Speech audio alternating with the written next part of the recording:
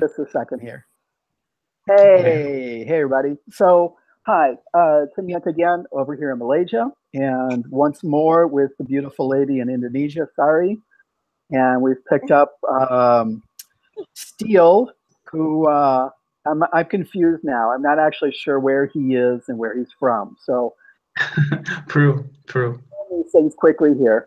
And we're just here to talk English. I can speak a little Bahasa, and my Spanish and Portuguese are pretty good. So we may end up with some Spanish and Portuguese here. We'll see.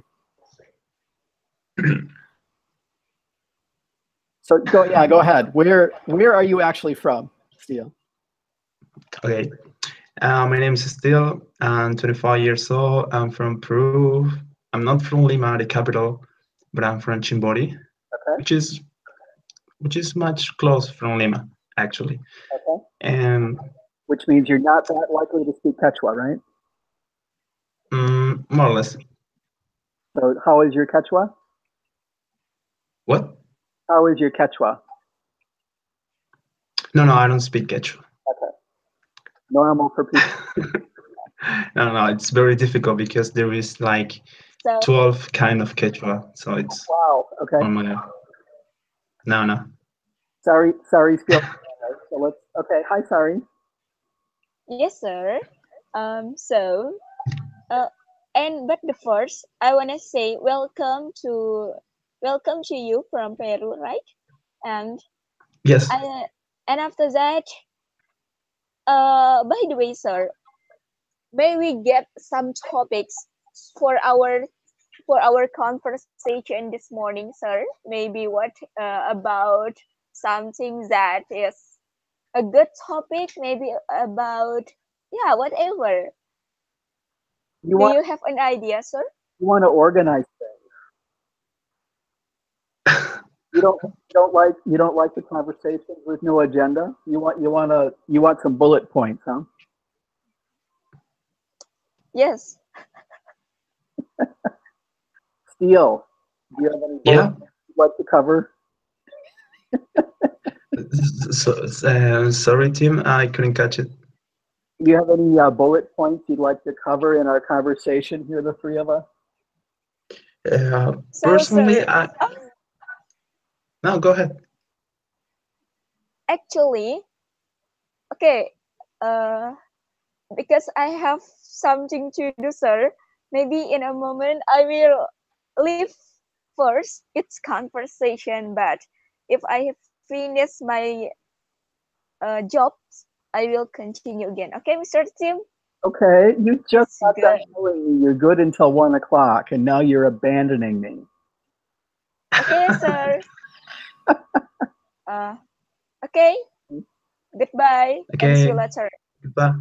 Goodbye, sorry. Thanks. Mm, So oh, she left? oh, No, I'm not Oh, sure. I'm not sure if she not knows yet. how to leave. She's having trouble doing that, I think. Um, All right. Hopefully So she'll be was she left? back. Yeah, Well, we hope so.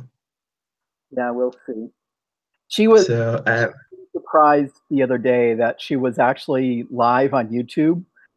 Somebody is like, "No, that's your picture. Here, let me show you the link." I tried to explain, but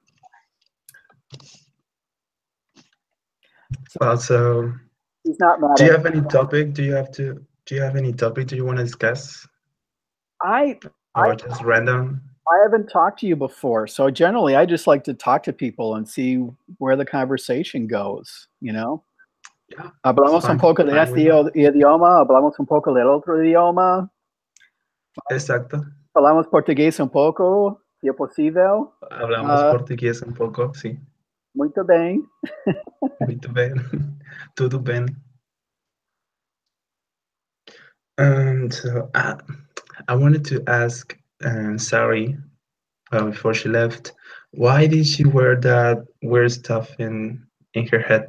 Do you know why? Well, she's Mexican. That's a normal.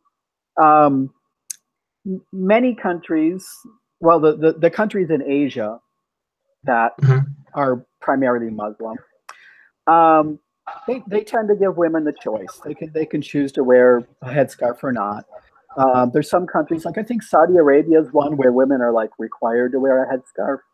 Um, you'll hear people in France. There was a big problem because some girl at school wanted to wear her headscarf, and But somebody made them take it off, and that was horrible. I mean, my point is, do they have the right to, I mean, to choose if they want to use it or not, or it's just like for command that they have to do it yes or yes or no? That's my question. In Malaysia, where I live, women have the choice. Indonesia, Okay. I think they. I'm not sure. We'd have to ask. We'd have to ask somebody. I don't know in Indonesia. I'm not sure. There is there is the Islamic court, and there's a whole like almost like a legal thing within uh, the Muslim the whole of Islam. So um, the Is there rules a, the rules are different places.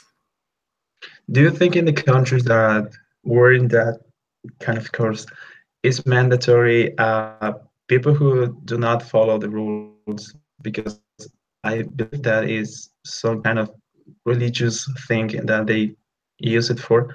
Um, well, no, will they be kind of a punished? I, Do they receive a punishment for not using it? I think there are countries where that might happen. Yes, I think I'm gonna guess. I'm guessing right now. A place like Okay. Saudi Arabia or Iraq or Iran might be more conservative, Yeah. and they might be required to wear a headscarf. I don't know. There's good places. There's good places to go ask. Yeah, Right yeah, here is yeah. right here is not a good place to ask. I don't know. It's safe. It's safe. Don't worry. Other countries have just weird rules. I don't understand why.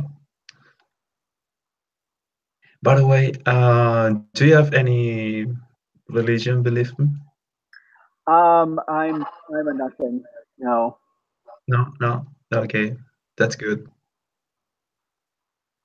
You know, I don't know, like religious conversation, but Well, no. had I one. always want to. You just had Huh? one, and now we ask. You were just going to ask a lady in Indonesia a question that would have been kind of uncomfortable for her, and now we ask you a simple question, and you don't want to answer. Come on, take control. Oh my God. But when you're a kid, your parents raise you. I mean, most people were raised by following a religion.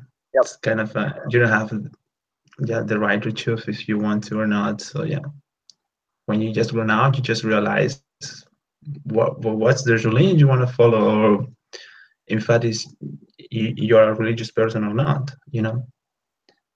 Yeah, that's a lot like our languages. Yeah, generally you just grow up with whatever's in the house. Um, I've heard of some parents that do kind of sit their kids down and say, "Look, there's 100 religions. Would you like to Yeah. study? Would you like to study some? I'll take you, and you can go talk to, we can take you to a mosque, and we can take you to a Catholic church, and we can take you to, some parents do that, but yeah, not many, not Few, many. really few parents will do that. It's very hard for people to Yeah, accept. it's very hard to find parents like that. Yeah, it'd be very hard to have your child say, "I don't like your religion. I'm going to go be Hindu." I hardly ever get into religious conversation with my family, but whenever they start talking about religious, I like they're gonna ask me something. What am I gonna do? Because they don't know I'm kind of a no religious person. I don't want to call myself atheist because I don't consider myself atheist. It's just that I don't believe in any god or any religion. I have my own belief, man. Like I know, but it's hard to explain right now. There's But the also point is that there's hmm? also kind of a point of spirituality versus religion. I mean, religions are kind of organized so that we can have wars and we can Yeah, take money from people and build beautiful buildings and take care of the poor. You know, they take advantage of the poor. Churches and stuff. It's not just all about saving our souls. There's a lot of other stuff, you know. So yeah, your spirituality versus actually attending a church, two very different things on a lot of cases. It has nothing to do. Yeah, I mean, I knew a native speaker last year, and we were talking about because they came to my country to do some kind of social work, you know, go home visits and stuff like that. So they thought I was a religious person because most of people that get into kind of this world is because probably it's, I know, devoted with faith and stuff like that. So we have a secret conversation, and he asked me, "Which God do you believe? Do you believe in God?" I said, "I don't know how to tell you. I don't politely." I'm getting scared here. ¿Entiendes que esto está vivo ahora en YouTube? Y tengo planeado dejarlo abierto en YouTube después. ¿Lo entiendes? Sí, lo entiendo. Okay. Por supuesto. Okay.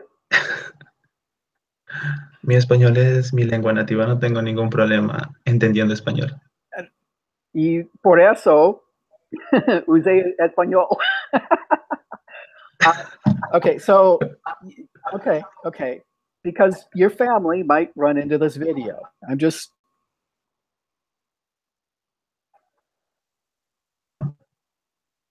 Oh, we're bad connection problem. Okay, we're back. Okay. What were you saying? Sorry. Well, I'm just.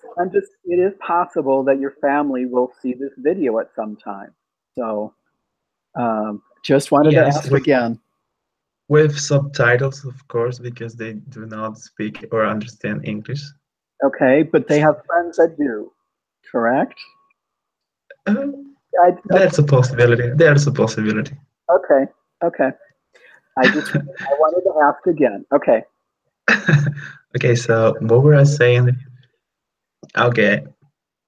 And then we had the conversation, and I explained to him that I believe in a God, but this God is unconscious. You know, this God is energy, the energy that creates the stars, the universe, the planets, you know, everything, but unconsciously, because he has no human mind.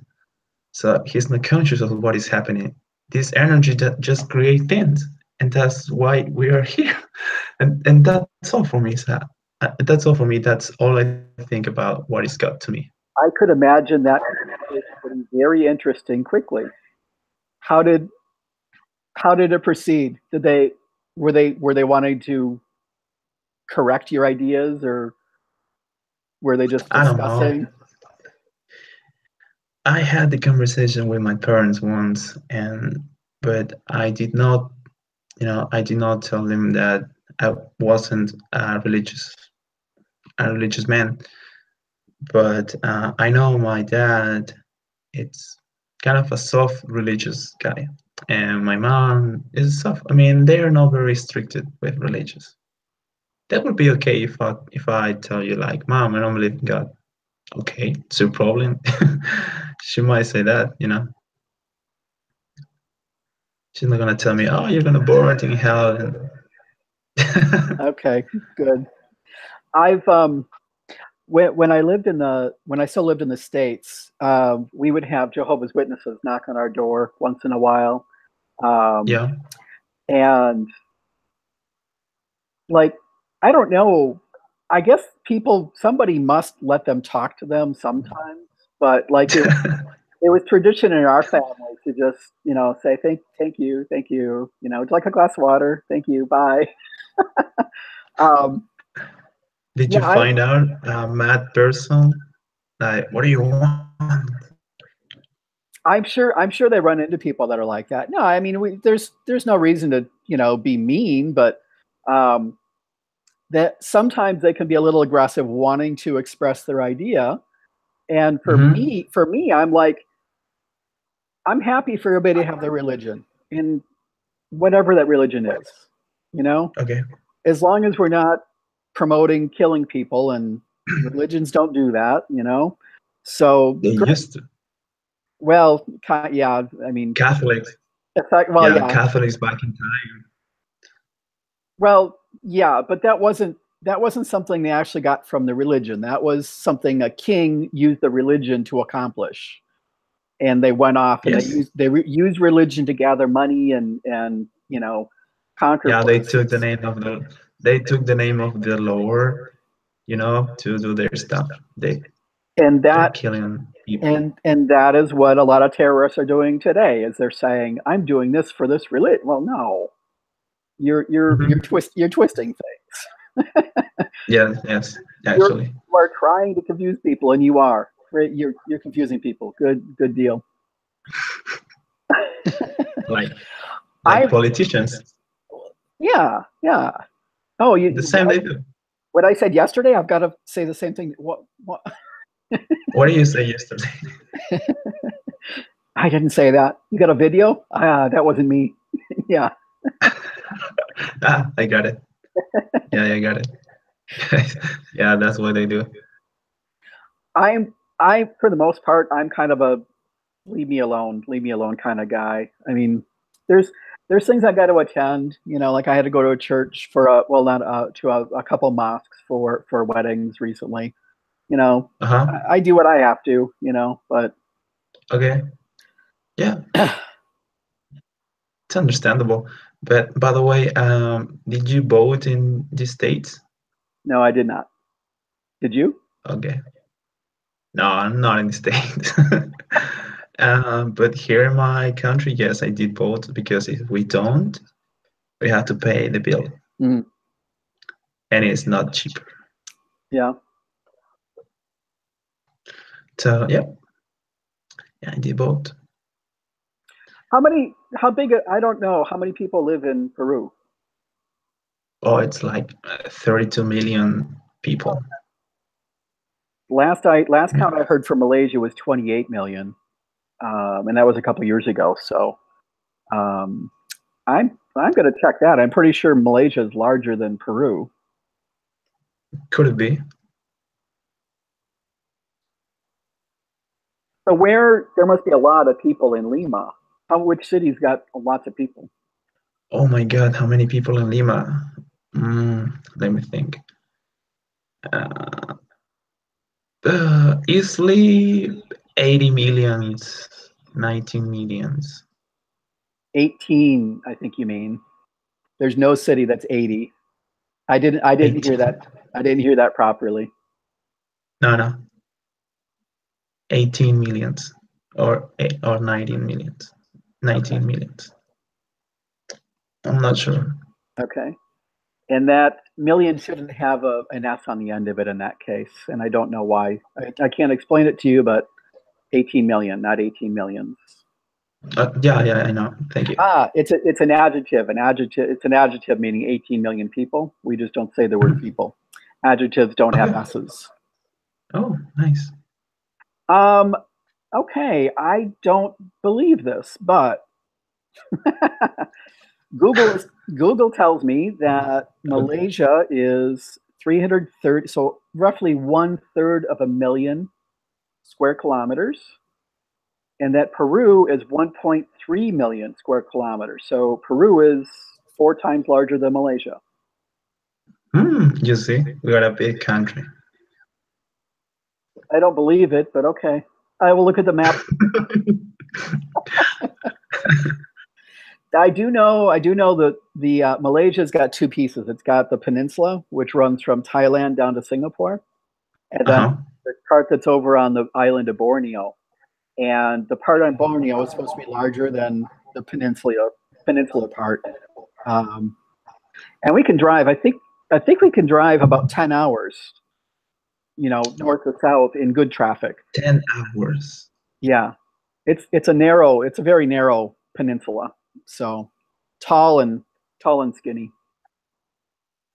Mm. Wow. Okay, so South America is a little bit larger than I realized. Yeah, South America is pretty large. Wow. Have you ever been in South America? I've been to Brazil. Ah, yeah, yeah, yeah. I saw a picture, I guess, on Facebook. Not of me, no. Yeah, it was you, I think. Not in Brazil. I don't have any photos from when I went there. Could it be a comment, a post You made? I'm sure I've commented on it. Yeah, okay, I remember. It was a post you did it, if I'm not wrong, yesterday, in which you posted like we're gonna speak in Portuguese and stuff like that. So Yeah, I I was. got That was me in a park here in Kuala Lumpur, shooting. I shot.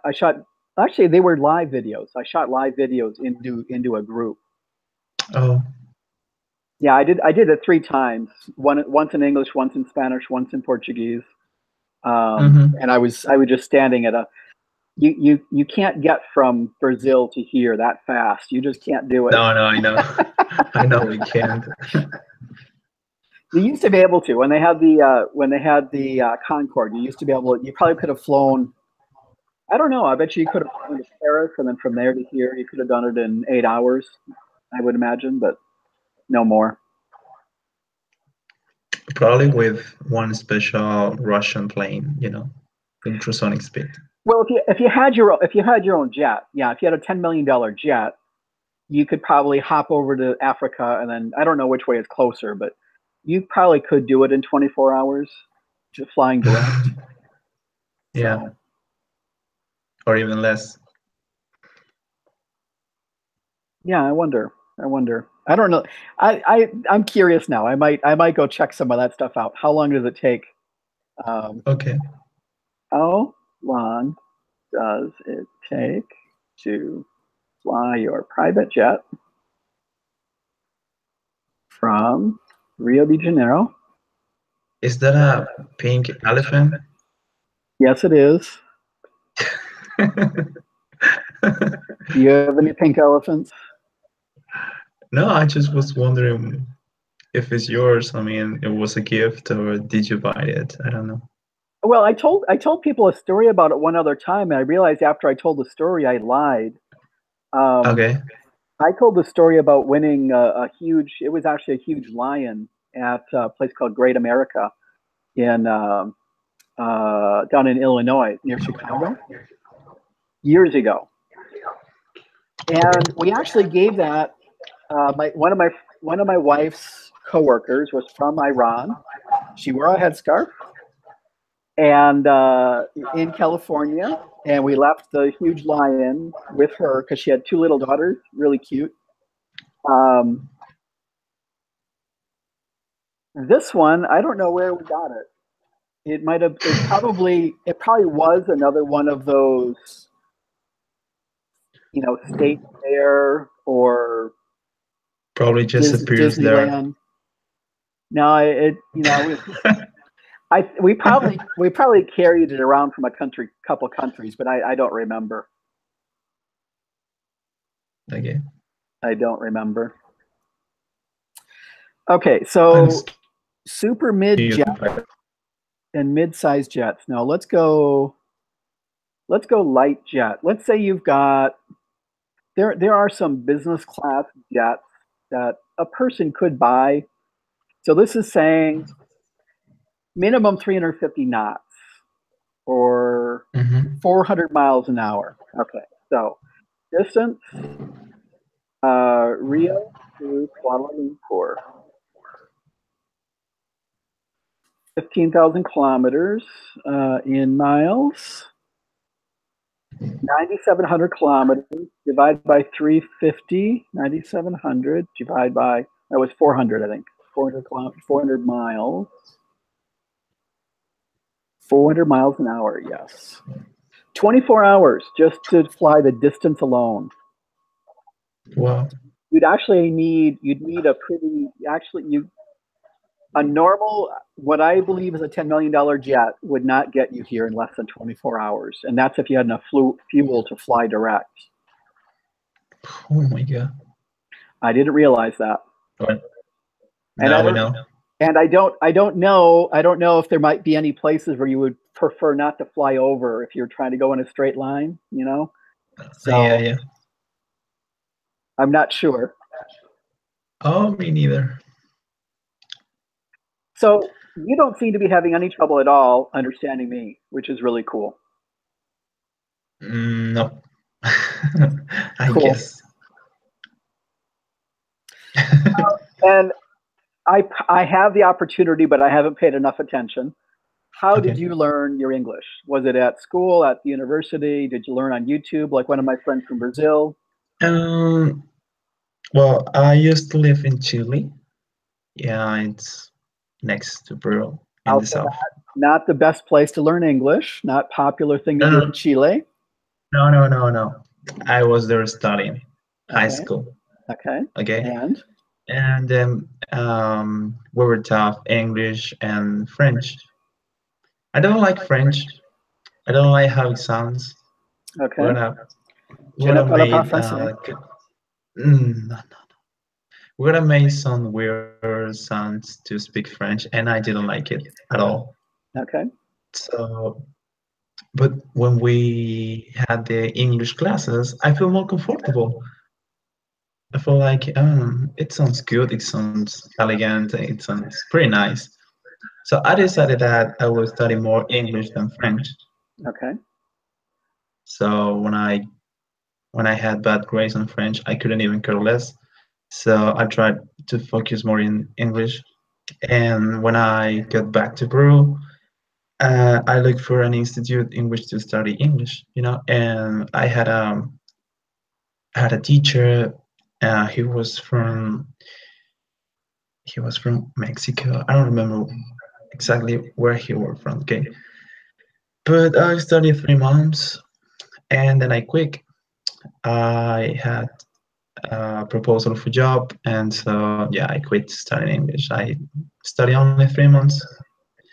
I I learned a few things, but then a friend of mine told me that he will require at his job that he need at least intermediate level of English. Okay. Okay, otherwise, his boss wouldn't let him have the promotion. So he told me like, "Oh, still, please, you had studied English from this very small. I just want you to, I don't know, help me a little bit." And I was like, "You're gonna pay? Okay, it's just 2 hours a day for 1 month. Okay, I'll go with you for 1 month, and then you're on your way." And that's how I started. And what I supposed to be 1 month turns in 3 years. Yeah, it turns out in 3 years. Oh my Cool. God, I couldn't believe it. Yeah, Okay. I finished all the English program and I met good friends, a lot of experience there in the institute. So that's how I learned this kind of intermediate English. I received a C1, I guess. Yeah, C1. Okay. I don't know much about those different levels and the tests and everything. Like there was one guy that wanted a little help preparing for his IELTS, and I'm There like, is from A to C. on the European, yes. On the IELTS, it's 1 through 10. Oh, I didn't So know. I went quickly onto YouTube, right, and I found so there were, I believe they actually have real oral interviews. I don't think they were practice. I think they were real interviews. So they must have gotten permission from the school and the teacher and the student and everything. So they had, here's a person that got 4, here's a person that got 6, 7, 7.5, Yeah, yeah. 8. So I watched those quickly, and I'm like, okay, fair enough. Yeah, you sound probably like an 8 or a 9 from the things that I listen to, but I don't know how they score that one though. I'm curious how much. I think part of it might be how well can you actually organize yourself, because there's a thing where they go talk. I think it was 2 minutes. So I think partly they're looking at they're looking at you to be able to organize your thoughts and then speak in an organized, sensical manner for those 2 minutes, not just talk, but actually Mm-hmm. make sense. You Cool. know, Yeah, point one, have some point two, coherence. point three. So that's the one thing that I'm not sure what, when people speak pretty decently. If I said talk about this topic for 3 minutes, some people Mm-hmm. just they fall apart in 30 seconds. Other people can actually organize their thoughts and keep it straight and like actually, like Miss America, right? Miss America, Yes. tell us why Florida is important. Oh, it's part of Cuba, and Yeah. Oh my God. Yeah. At my institute, we got this kind of C, no, from A to C. There is A1, A2, B1, B2, C1, and C2. C2 is the highest. that's a If you got a European C2, framework. Yeah. yeah, if you are C2, you're like a native speaker. I Well, took it. technically, there are plenty of native speakers that probably wouldn't get a C2 level because it actually requires like advanced stuff, and a lot of people just Yeah, speak. it's tough. Very tough. My the exam that we took with my colleagues or partners, the exam that we took only allow us to be C2, C1. Sorry, tops. That was the highest. So we took the Michigan English test. Oh, okay. Like, And I'm curious back to you when you studied in Chile. yeah, How long were you there? How long did you get your English there? I've been there for 2 years and a half. 2 years and a half. And how much English do you think you learned in that time? Mm, well, at that time, I also started playing video games, which also helps me a lot. And I might say that I learned basic, medium basic. You saw something that you liked, you started using it for video games, you were motivated and you wanted to learn. For sure, yes. You're like the perfect student You know, for that subject. yeah. I got this motivation with video games. And see, Nickname, password, words that I couldn't understand at the beginning. that's stuff that I think a lot of people just never think about. Um, there are a lot of people that never think they're going to do better than their teachers ever, and then there's other people like you that'll be like, "Don't get in my way," Yeah, I'm going to learn this. Don't get in my way. Stop yeah, causing me trouble. I want to learn this. I yeah. don't care. I don't care if it's not in the syllabus. I want to learn this now. Are you going to help me or Yes. not? Will you help me or Okay. not? Uh, you know, I, I got the internet. I got the internet, dude. I don't need you. Are you going to help? Well, that's very rude, but yeah, I was like, But I that's want to study. a good student is like that, though. A good student is like, I'm going to learn this. I don't care if you're helping or not. Yeah. Are you gonna help me or do I have to by myself? But I don't know. The thing is that I received a good education in Chile. I had some problems with the history class Mm. because I haven't an idea about what the Chilean history was. All I've ever been taught was about the Peruvian history, And again, and the factor, how much did you care? yeah, I couldn't care less. Yeah, But I did learn. lack of motivation kills scholastic progress quickly and Yeah. efficiently. And that's part of the program studies that there's much stuff that you feel like you don't need to learn that because you're not gonna use it in the future. And I was kind of the opposite. I was just always good at classes, and Okay. I got A's, and I was valedictorian. I mean, everybody knew I was going to be valedictorian 10 minutes after we started high school, and Wow. it's just, I mean, What do you call what do you call nerds, something like that? yeah, Tim. I knew it.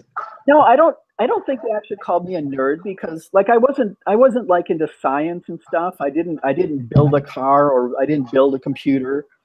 I had a computer, but I wanted to learn to program. I never did learn.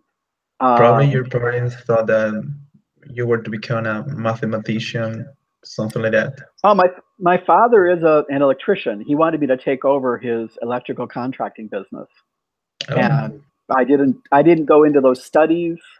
I mean, I still could have. I could have graduated from college and then I could have just went and worked for him as an apprentice, and he could have taught me everything. I wouldn't have needed to have studied that in college, but yeah, I didn't do that. So I studied computer science and I studied Spanish, and I got my all my language so far is from college. So I learned Spanish in high school and college. Um, did you did you struggle with with the Spanish? um, I got A's in everything in high school, so I didn't struggle with hardly anything. In fact, I got A Yeah, you pluses. know the grammar stuff is not, but Well, when it it's high comes school. to, It's high school. How much do they really teach you? Not, yeah, when it comes of languages is, especially the speaking part. And how do you feel your Spanish in terms of speaking?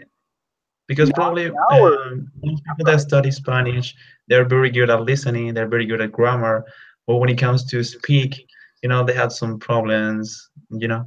How do you consider yourself in Spanish? now.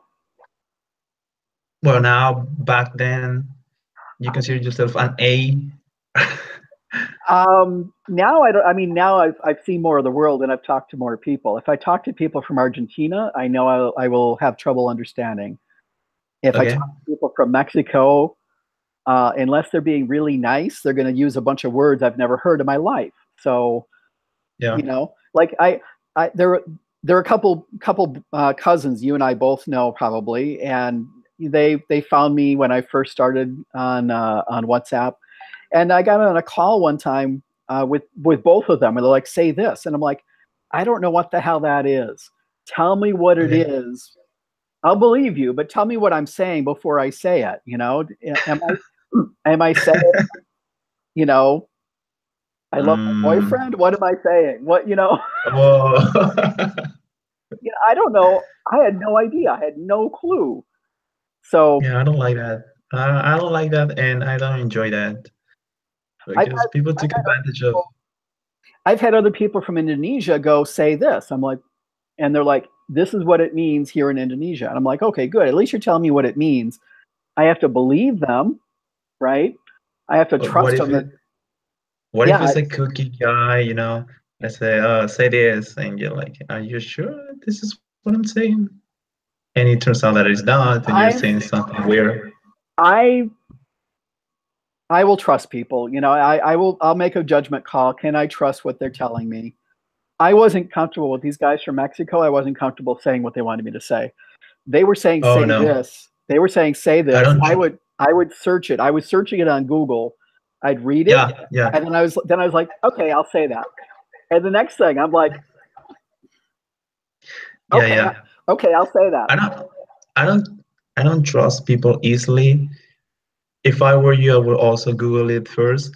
But there's in Spanish, there are some expressions that could mean something else.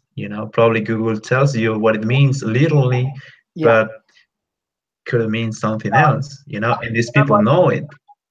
where do you find the Urban Dictionary for Spanish? It doesn't exist.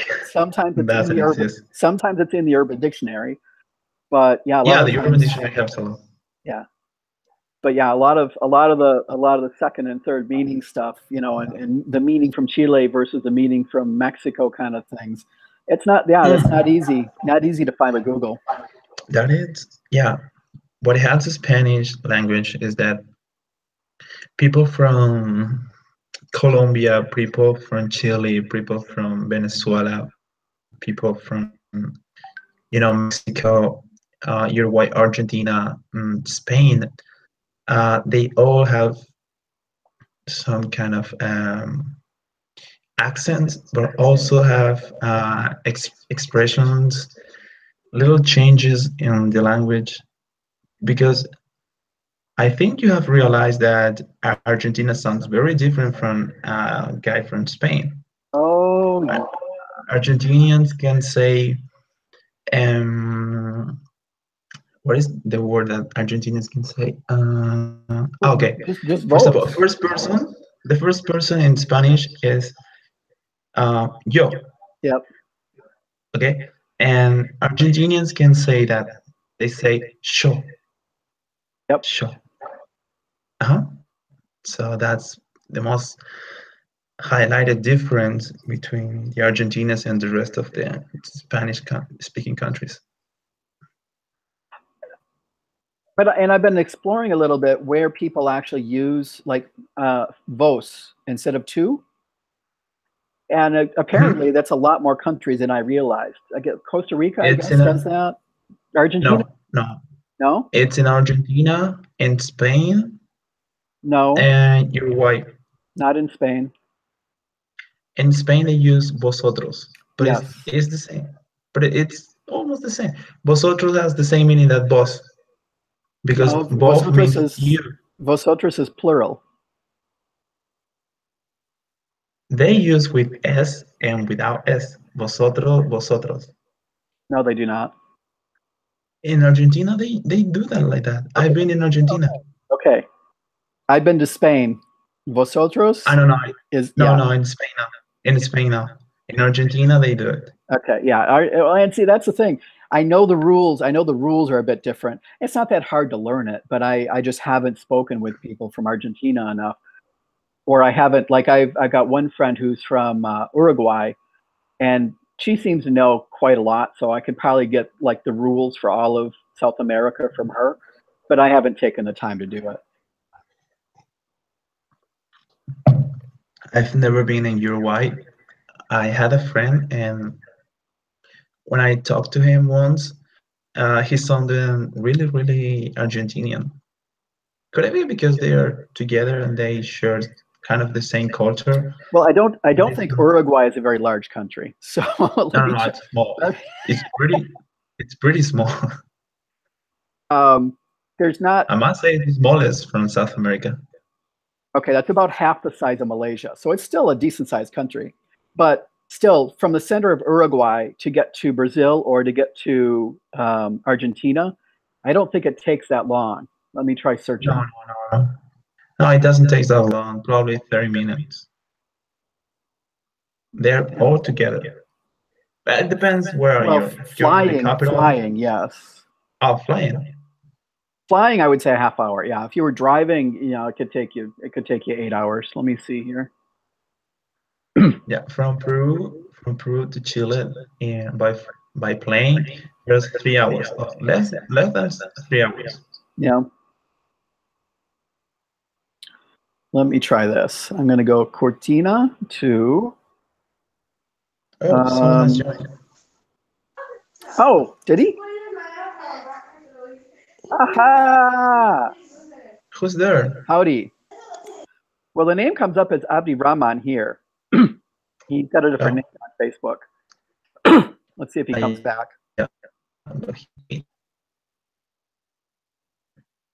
Okay. Yeah, It I says I just gave him the link. Adbinaman How do you pronounce that name? Abdi Rahman. Adbira, Adbiraman Maulid? Mali'i. I'm not sure. Yeah, I'm not sure if the Adbiraman. that's a semi-Arabic name. Abdi Rahman. You probably need to give an accent onto the AH. Uh-huh. Rahman. Sort of an Abdirahman. aspirated H. Abdirahman. Yeah, I think it's pretty good for a Westerner like me. I've lived in Malaysia now for like 16 years, but I haven't learned that much of the pronunciation of anything Arabic or. Yeah, it makes me remind the time when I got into an Arabic video game, and all the nicknames I found that was like Mohammed, Ahmed, Mohammed, Ahmed, Mohammed, and Yeah, they that's just all got the that's same just normal. name. is that your real name? Or it's kind of the name of a hero that you really like it? Say, no, my name is Mohammed, blah, blah, blah, blah, blah, blah. I say, but there's like 100 Mohammeds in this game. Well, So, and the same thing happens in Spain, right? Like 2/3 of the girls are Maria, and some of the guys Maria. too. Yeah, some of the guys are Maria Jose. Um, so the girls, it's Maria Anna or Maria something. So you skip Yeah. the Maria. You just call them Anna. You call it whatever, Carolina or whatever. And here in Malaysia, there's a lot of that as well. That like my wife is Rose Azia. Both of her sisters are Siti. Both of them. They skip the Siti completely. So uh, it's it's Hasna or dude, what's her other sister's name? So we actually do call we do call one of them Siti. The other one we call Hasna, but it's Siti Hasna. But we skip the Siti completely. So the same thing. The Oh, same thing happens with. I was Oh, wondering, how did you learn the language? I mean, did you have some problems learning? here Yeah. I know very little of the language here. I learned numbers really quickly because here, like when you tried to say 18 million, I knew you were talking Okay. about a city. So I knew you meant 18, although it didn't sound like it to me. It sounded like 80 to me. It You was kind tell me of because I it, did it. I did it. It was my bad. it was kind of in Sorry. between, and I knew what you meant. Here, Hmm. here, people they can't understand the difference between 18 and 80. They can't hear it, they can't say it. So as soon as they tell me a number, I'm like, okay, I got tired saying, tell me the digits, because you pronounce for crap. And I learned how to say numbers in their language. And Well, I wasn't real good at it. Like still now, if I ask somebody their phone number, they say it mhm. too quickly. I can't write their phone number down. I'd be like, repeat that, repeat. I'll be repeating back. Yeah, more I slowly, got please. 013. What's next? Um, Can you say, I don't know, uh, a phone number randomly in my the in phone your number, well, not 012. yours. No, not yours, but whatever. Change three numbers if you want, but can you say numbers in? Mi número de teléfono es 102 317 Mhm. 9871. And partly I'm just repeating a phrase, but partly at the same time I am sort of calculating those things in my head at the same time. Um, Mhm. and that's part of the problem. The numbers aren't actually automatic for me yet. I'm still thinking about it. I'm kind of translating in my head as I'm calculating them. And so that's why I can't take down a number because the numbers they go past me too fast. Um, Portuguese, when I started speaking I started speaking Spanish and Portuguese both again in December. So January, Uh-huh. when I got on a couple phone calls, videos with people, they started talking, and I was like, okay, don't panic, just let them talk, just let them talk. And Yeah. I would catch a main idea. Have you seen this guy? Oh, what's his name?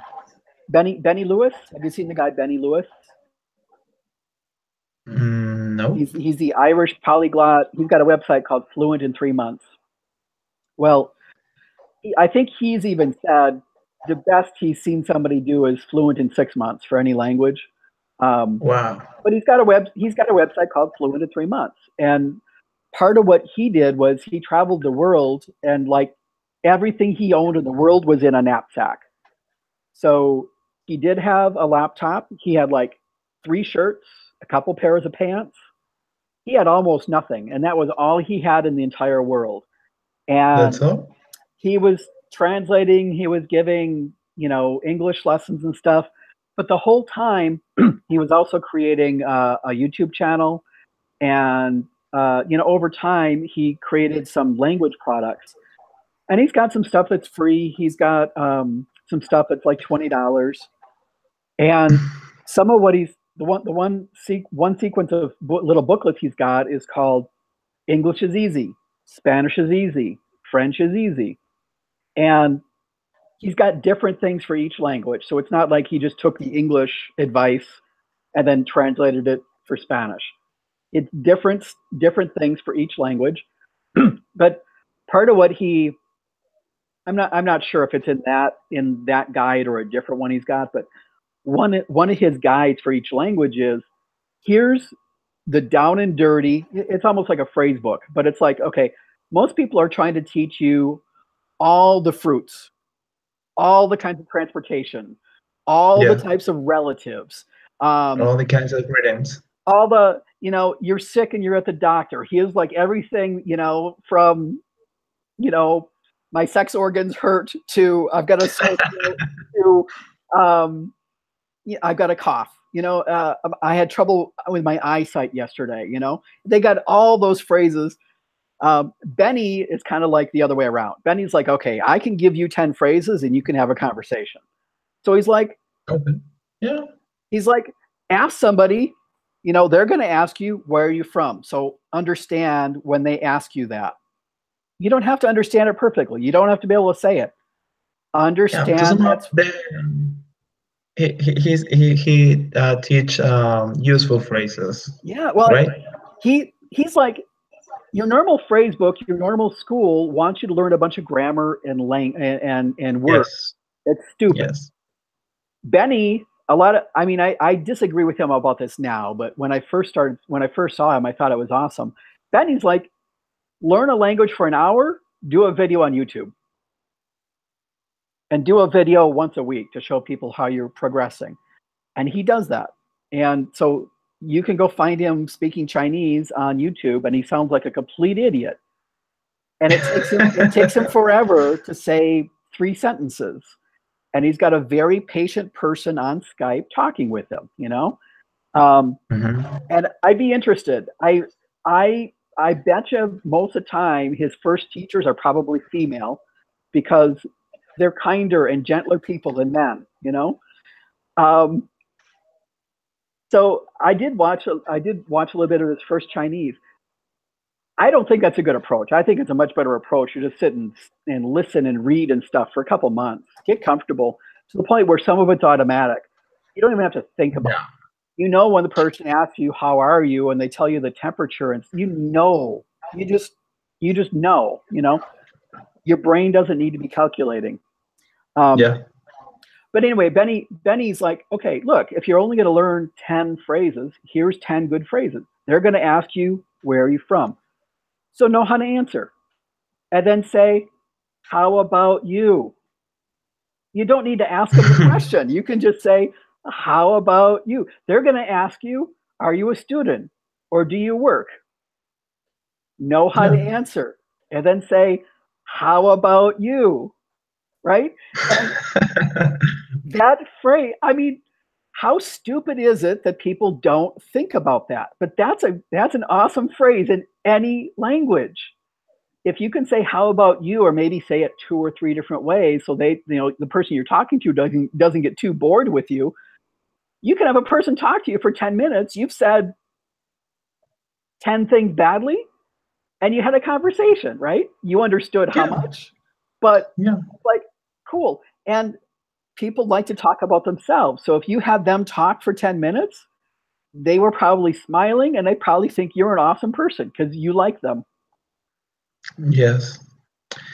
But okay, what I think, in my opinion, because I do respect what this guy is doing and has done. Um, okay, this is a very good idea, but I think it's for tourism because most people get into languages because they want to achieve some upgrade in their jobs. They want the promotion, they want, for those international exams, you can't just go with useful expressions in exams that certificates your level of the language.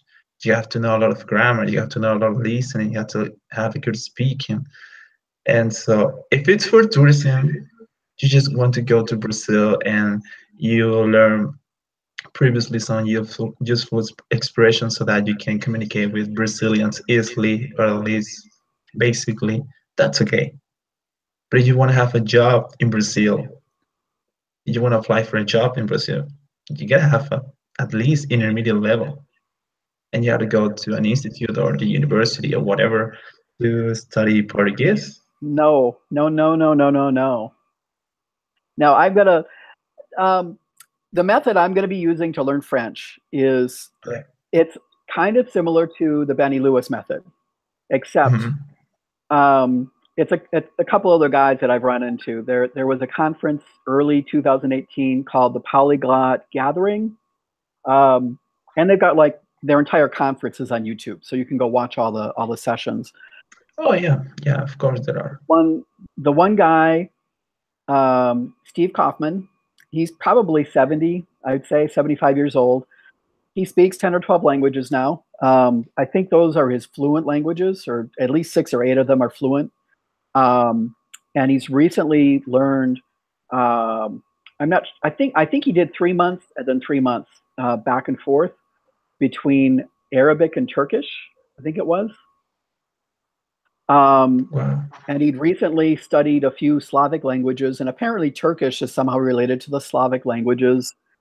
Um, but Steve's whole thing is you need to just collect a bunch of words, and he's like, you're better off collecting that by reading and listening to interesting stuff, watching movies, but stuff that you're interested in. So he likes history, and like any language he learns, he's like, give me some history stuff, give me the National Geographic from whatever that country is, you know. Okay. So he'll find the History Society who's got, you know, radio programs, and hopefully they've Mm. actually got the transcript also. And I Ah, okay. mean, so kind of like Benny Lewis, if you're studying a language that he studied, he's got a whole list of these things. Like, go get the, you know, the Polish Society History Society radio program. Here's the URL, and they got the transcripts, and the, you know, it's on podcast too. You can get it on, Yeah, you yeah. know, so he'll have, you know, he'll have all these ways of getting interesting stuff. So, but he's like, he ended up creating a language tool. So you've probably seen me talk about Link, and Link is his product. So it's his company, Okay. and I think his son is in charge of actually the business product control. I think his son is the product manager, and so and Steve is like a product user and just kind of talks about it, right? So I still think Steve might be CEO or something. So he negotiated with his son. If he can get, I think it was 40 stories, if he can get 40 stories read in any language, it's then Mm-hmm. an unofficially supported language by Link. And if they can get, I think it's 200 stories, as soon as I got 200 stories recorded by natives in that language, it's an officially supported language on their platform. And Wow. it's really cool. I mean, if you knew Quechua, for example, you could go record some Quechua, and you'd probably have to get 5 friends to go record some more stuff because, you know, one person's not enough. They want a few different people. But Yeah. you could get Quechua installed on Link as a, you know, as a language. And you said there's 9 different, you know, dialects or something. So you know, it might be difficult, but um, Do you remember what I told you at the beginning when you first asked me about that? about Link, no. About Quechua? Quechua. Okay. Yes. Okay. I was about to study Quechua. Okay. I was really interested in study Quechua. What happened is that um, when I started looking information for where should I study, I found out that there is 12 kind of Quechua, and I was like, which one should I pick up? And I tried to pick up a kind of Quechua that will be spoken in more of the cities all around here in Peru. But the problem is that I realized that if I'm gonna study a language, I do really need to feel like this language I enjoy speaking it, or it has to sound good for me. Okay. Okay. I Way was of afraid you're going to law. say, I was afraid you're going to give some cultural slander or something, and as a reason for No, not no, no, studying. Okay, no, so no, no, no. so that's I my need to feel reason. comfortable with speaking. That's why I don't Yeah, want my to learn reason is German. That's why I don't want to learn German. no. So my first reason is I need to feel comfortable at speaking this language. I need to feel that I'm enjoying and speaking it. It sounds good to me. Mm. That's why I didn't like it French, because to me it doesn't. Languages that I do like how it sounds is like Italian and Japanese. Okay. And I those languages. There's so few people that ever learn two other different languages in the world that I will never discourage anybody from learning their third language ever in my life. No, me neither. Me neither. I do respect people that could achieve such a, you know, and it's okay. It's just that I'm not interested in speaking a language that I don't feel comfortable with. Mm. I feel a little bit ashamed speaking Quechua because it sounds weird, but I'm okay if someone else can do it. It's a lot of work. Well, and that's a thing. If you're like I know a guy who teaches Spanish, and he's learned some of the like indigenous languages in Venezuela. And I'm like, Hmm. how did you do that? And he was like, um, basically it was, well, my students speak that language more than they speak English or Spanish. So he learned their language, so he was able to then teach them Spanish more effectively. Like, that's really Nice. cool. I saw there was an award for the best teacher in the world. I think it was from last year, and the lady she was from Iraq or something, and she lives in London, something like that. And she's learned like 27 languages because all her Oh students are my all God. her students speak like 50 languages. So she's learned half the language, so that she can teach them. That's And unbelievable. I don't know if she's teaching them English or what language she's actually teaching in the school. I don't know what I don't know what the Oh curriculum my is in God. England, but um, And all those certified, what's up? all those languages that you learn are certified by an international institution or from Oh, the I don't know. country. It I Yeah. to I didn't read for detail. I didn't go try to look it up. I don't think they could be, because I think some of those languages would be really obscure. Like, is there a certification for Urdu? Probably. Is there a certification for, we could come up with some languages quickly. Yeah, I mean, is there a certification for Quechua? I'm sure there's kids she's got in her classes that are from places that Ah, got you. I got the point. the geo you're talking I, I about thought she I you're thought talking she about a learned. language. Yeah, I thought she learned more popular languages like, for example, Greek. Languages like that. I don't know where her students are. She lives in a place where there's lots of immigrants. That was part of the story. So they just, yeah, I think, I imagine what she did was she picked the language that was probably like you were saying. If I'm going to learn one of the versions of Quechua, I want to learn the one that's going to be the most able to communicate with the other groups, or it's the largest Yeah, number of people. And I more think spoken one. she probably the most understandable. Yeah. Yeah, most understandable. And I think she probably did that with the languages, right? From the students she's got, whatever countries they are. I think she did that same kind of thing. She's like, okay, this language will help me. These people speak it, and these ones I can kind of communicate. So Yeah, because imagine learning a language that's gonna be only spoken in a small kind of visit. Yeah. what country did I What did look you at the invest other my day? money And learning? there was a country I looked at the other day, and the population is 3 million. Oh my God.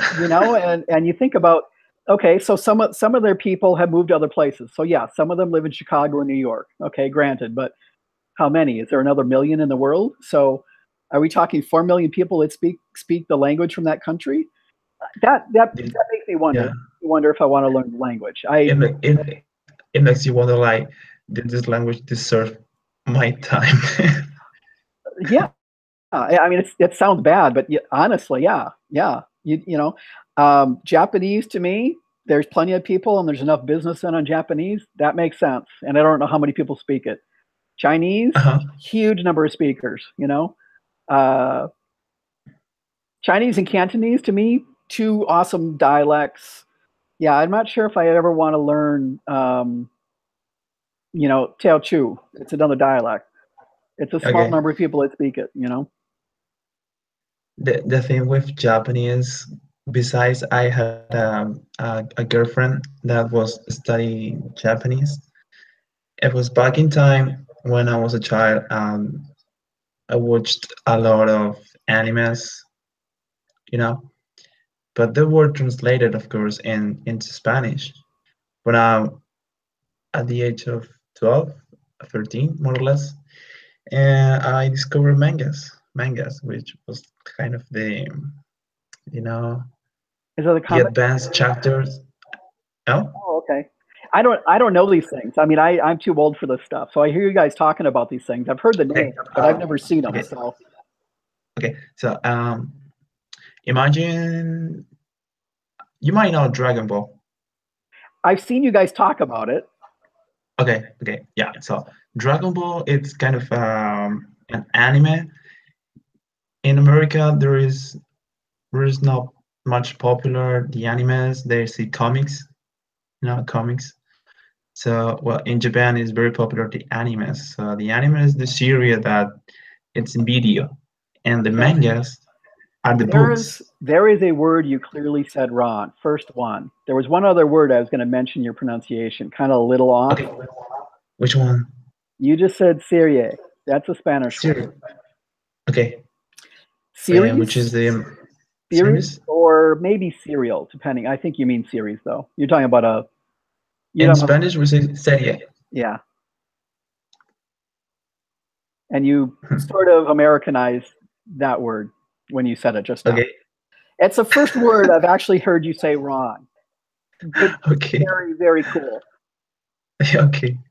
And so, okay, and mangas is the book in which the anime is still in the chapter process, and they're going to be, you know, taken into the videos, the platform. And so the thing is that the mangas are the advanced chapters that are going to be released later. Okay. You have to wait for it to watch it in videos. So advanced So as in newer. They're yeah, available they are coming. before Yeah, they're coming. before it's a video. You can get it as a little book. Yes. Okay. First comes the mangas and then the anime, just you know. And I couldn't wait, so I decided to read the mangas to see what's going to happen in the next episodes. And it turns out that all the mangas were in Japanese. I was just happy seeing the images, Yep. but that's all I could do. But a Did you month start? later, Did you start absorbing a little bit after? Yeah, after a month, did you were able to start kind of figuring some stuff out? yeah, I think so. But these mangas were translated. 1 month later, they were translated Oh, in English. In English. So I were more familiar with English and I could translate words in English. So I decided to read it in English. And I must say that there was animes that were not that popular and people did not translate it neither in English or Spanish. So I had to watch it in Japanese. And I enjoy how these Japanese characters sound. And I just, oh my God, I would really like to learn Japanese. And then at the age of 17, I met a girl and we had a relationship and she was studying Japanese. And yeah, and she was teaching me how to say the numbers, how to say some animals. I totally forgot those lessons, but she did that. very cool. I remember some stuff like uh, in Japanese to introduce yourself. It's watashi wa, which means my name is, and Okay. then your name. So watashi wa still desu. Yoroshiku onegai shimasu. It means nice to meet you. Cool. I've got a little nephew who's just turned 2 years old, and he, I mean, of all the songs in the world wheels on the bus go round and round. He will like sit and watch that forever. So my wife Mhm. eventually at one point, as we switched iPads and things, she actually gave him his own iPad, preloaded it with a bunch of stuff. And people have been noticing though in the last couple months, he's now got the wheels on the bus in like German and Russian and Chinese. So Wow. they still can't understand him very well, right? And there's times when they're pretty sure he's actually saying things in other languages. So they're not sure. They're not sure if he's saying those other things well or not. So even if we took them to somebody that speaks, the correct Indian language or the correct Chinese language, they still might not understand him. But it sure seems like he's learning German and Chinese and Russian or something from Wow. YouTube and the wheels on the bus and the ABCs and stuff. So Of course, it's possible. There are lots of people that have learned languages from YouTube. nobody told him he couldn't do it, and even if they did, he wouldn't listen to him right now. He's too young for that. You got to get to be 5 or 8 years old before you start listening to people tell you can't do stuff. Yeah, that's right. Yeah, Sarah's not coming back. Yeah, I don't think so. Or nor Abraham. uh, yeah. Oh, Abdirahman. that's right. It's up here. Abi Rahman. Yeah. He actually, I chatted with him for a couple seconds. He said he wasn't on Wi-Fi. He was on data, and Oh. I think he might have run out of data. Oh, he was sending a link to friends. Okay, let me see. When was that? It was a while ago. It's about time to hang up. I think we've talked long enough. Are you getting tired? No, not at all. Okay. It's okay for me. Did you get tired? Well, No, I'm fine. I'm fine. But I heard a couple more mistakes in what you just said. You use okay. the plural. You use the plural for yourself and for your girlfriend both, rather than Okay. singular. Just now. Okay. Yeah, it happens to me a lot. Uh, I confuse even genders. yeah. Instead of say him, sometimes I use her, or when I have to say her, I use him. It's Okay. very confusing. I don't know why I Well, still and commit I mistakes. can tell you, I've had some of the most confusing conversations with my wife sometimes when we used to have 3 cats. So there were 2 girls and 1 boy. And she'd be talking about the cats and she would say the wrong gender. And I'm like, okay, wait, are we talking about the male white cat or are you talking about, which girl are you talking about now? And she's like, no. Okay, sorry, Jake. No, the male, the white boy. Okay, the white. Okay, start again. What? Yeah, What did you say? I understand that. I just When I had to translate from English to Spanish, it works perfectly for me. But there were some times in which, imagine here is an English person, and here we got the Spanish person. So the English person we're talking, I had to say what he told me in Spanish so that Spanish person can understand. Yeah. And I just hear that, okay. And then okay, he says that he's going to, and the Spanish person was like, what? And I didn't realize that, oh, sorry, I had to speak in Spanish. Sorry. And it happens the opposite. People don't This realize person how Spanish. easy it's. I mean, I think it's a really common thing now that I've talked to enough people. Like I speak English and Spanish and Portuguese, a touch of German, and Bahasa, enough Bahasa to get food and pay for things and stuff. So like I went to the States over Christmas and New Year's. I got back. I'd been speaking Spanish and Portuguese for the first time in 25 years. Wow. And so I love those languages, right? I'd much rather live in a Spanish speaking world than an English speaking world. And and so I get back here and my maid who doesn't speak English, still. Okay. She speaks Bahasa Indonesia, but a flavor that sounds more like the way they speak here in Malaysia. That's the only language he speaks? That's all she speaks. Yeah. I mean English, we could she will type a text in English to me saying I'm going to come to work on Sunday, right? Okay. She usually sends me those texts in Bahasa. She can do it in English, but she usually doesn't speak. Okay. No, she doesn't say anything in English.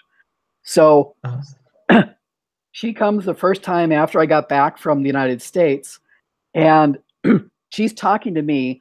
I was actually on the computer. I had a guy in Brazil and a guy in Nicaragua, and I was okay. translating. I was translating Spanish to Portuguese, and she wants to talk to me. And it took me a half an hour to remember how to say, I asked this guy a question in Spanish, and then I said, you know, I translated and told that guy in Portuguese what the guy had said. It took me a half an hour to remember how to say I asked him a question in Bahasa. Wow.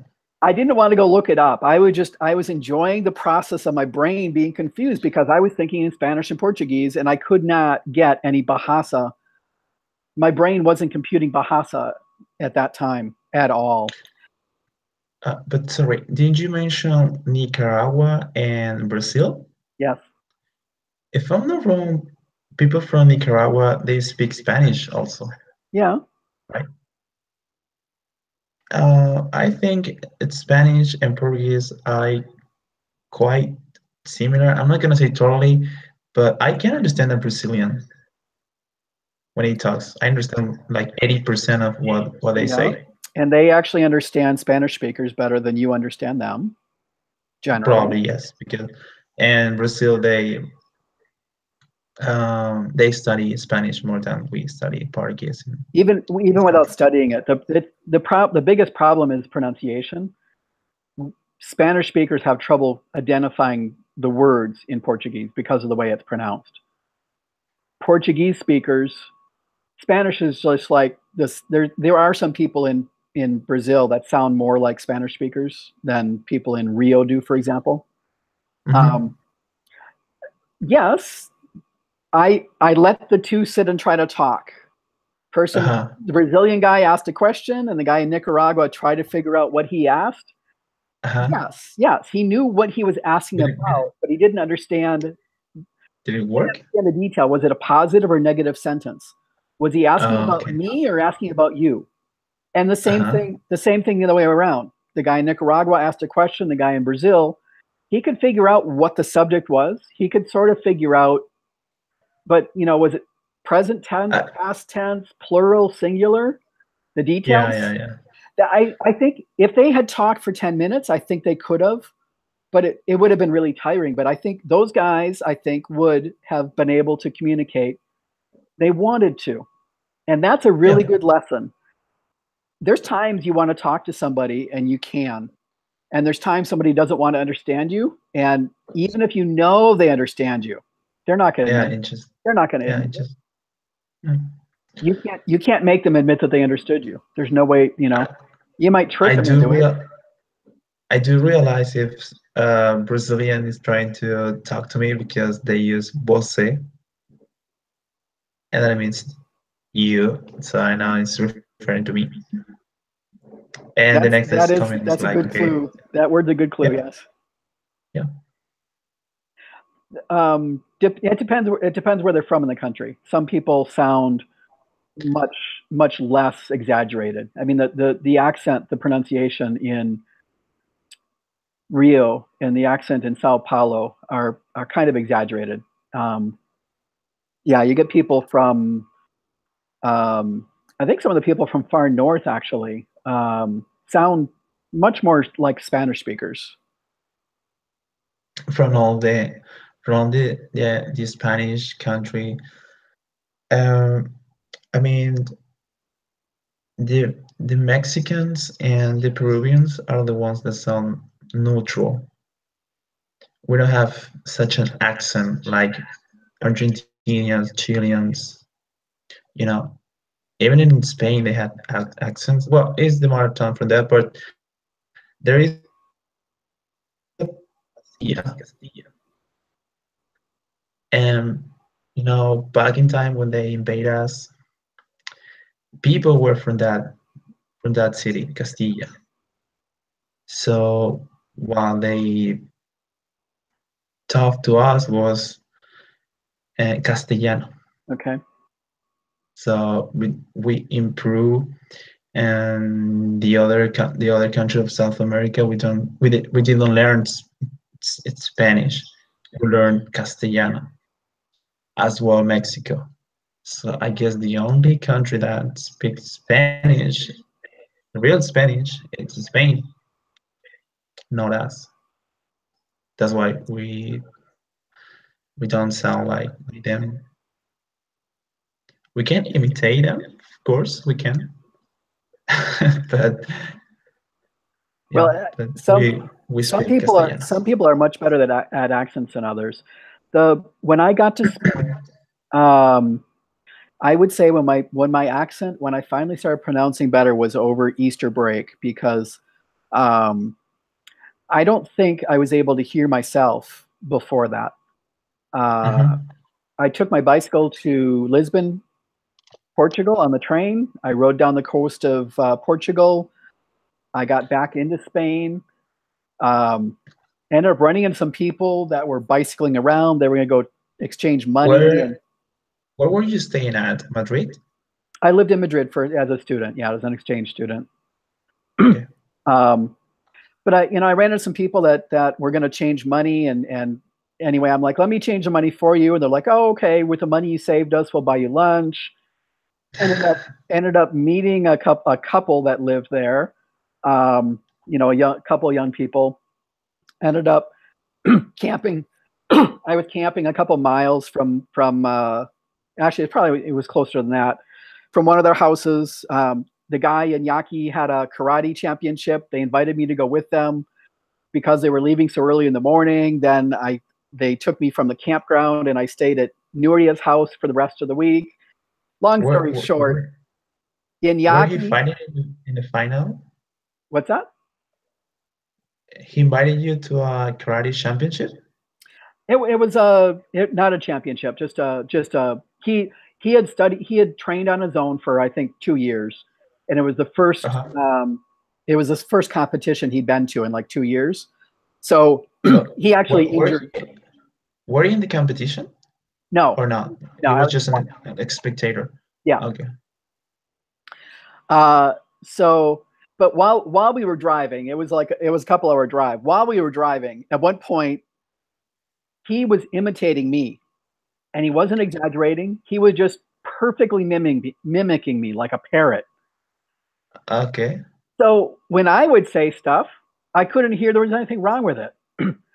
when when he said it, when it came out of his mouth sounding like that, I was like, "That's oh, that hurts my that's bad." And so I actually improved. I improved my ability to listen and my pronunciation a lot in those last probably 2.5 months of the university.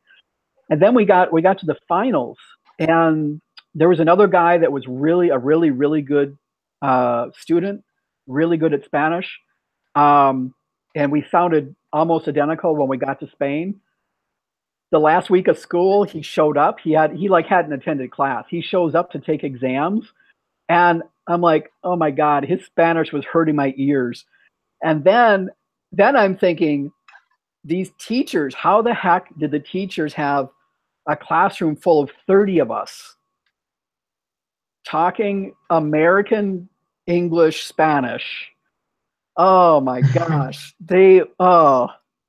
Those professors were just angels. My gosh. So it was a I don't know. big lesson. So then when I got back to the United States and then I studied Portuguese, I think I was better at actually hearing my accent. I was better at listening. I was better at trying to learn the pronunciation well. And I had an awesome professor. So my Portuguese pronunciation, I believe, is actually better than my Spanish pronunciation. I have more of an accent, but I believe my pronunciation, I believe, is actually better for Portuguese. Yeah, Spanish is like it's a very complex language. I don't know. If I were you, I mean, if I were born in USA, I would like to, or I would choose to study Spanish in Mexico rather than in Spain. It's Why? Well, because the language crosses because the I border. Like half the Spanish in the United States is Mexican Spanish, I would say, something like that. It yeah, because in Mexico they don't have any accent. So I like the neutral Spanish or the Castellano, if you want to call it like that, because it's to me it's more useful all around South America and even in Spain and even in all South America except for Brazil and including Mexico. well, So if I study and Spanish in Suriname, where they speak French and not Spanish. uh, French, There's one French-speaking country in South America, and there's a few countries there that don't speak Spanish nor Portuguese. hmm Peru will no. As far as I know, only Brazil speaks Portuguese, and in Uruguay they have their own language. I don't know what is it, but it's in a few part of Uruguay that they speak it. If you go there, you're not gonna understand anything if you speak Spanish, only Spanish. But there's also Suriname, which their main language is So French. really, where? The north coast of South America. It What, borders on Brazil and I'm not sure which Venezuela or something. really? I didn't know that. Oh, I wasn't aware of that. And so what? I would have chosen, Mexico. I really like Mexico. I'd When love you to there live is a there, but yeah, when hasn't there is a happened yet. movie release, what? I haven't lived there yet, but yeah, I'm planning on living some more countries. Yeah, From all my virtual friends, like 80% are from Mexico. yeah. Got a lot of friends from Mexico and all this stuff in Mexico. And I know I do really like spicy food, and most of my friends from Mexico told me that we got the spiciest food in the whole world, and I really nobody eats more spicy than us. I said, oh come on, you're exaggerating. I say you gotta try the chili. I forgot the name, but the jalapeno. They said it's very spicy, and I said okay. So, and I feel like there's a challenge to me to try that and see if it's that spicy. I just saw a video. There was a chili, a spicy chili eating contest, and they had the heat index. There's some way of measuring that stuff. And the jalapenos, I think, were like 10,000 or 12,000. There was the ghost chilies were like 50,000 or something. And then they had some really rare ones that were like 1.5 million. And the two people that were There's a still in Japanese. There's a Japanese chili, there was one that was if I'm not Japanese, I wrong. think, yeah. And there is the one Japanese chili that were mixed with an American chili, and they brought a new one, but I don't know the The name. thing that was crazy was when they got down to the last two people and they went from, the second to last to the very last chili. The increase in the heat scale between those two chilies was like, I think 200,000, and a jalapeno is only 10,000. So the increase from Oh one my chili to god! the next was 20 times worse than the heat of a wimpy little jalapeno.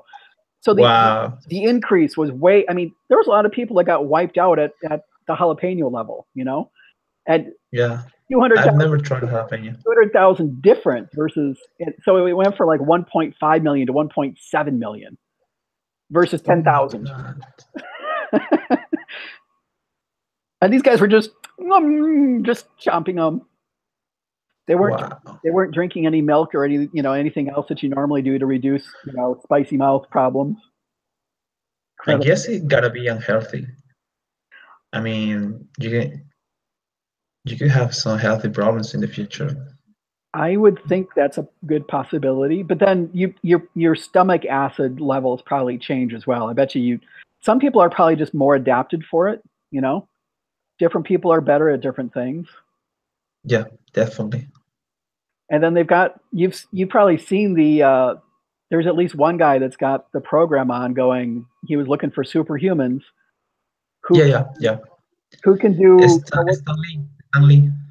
what yeah, Stanley. yeah, exactly. So I'm sure there's people who've just got some superhuman, I'm immune to spicy food kind of thing.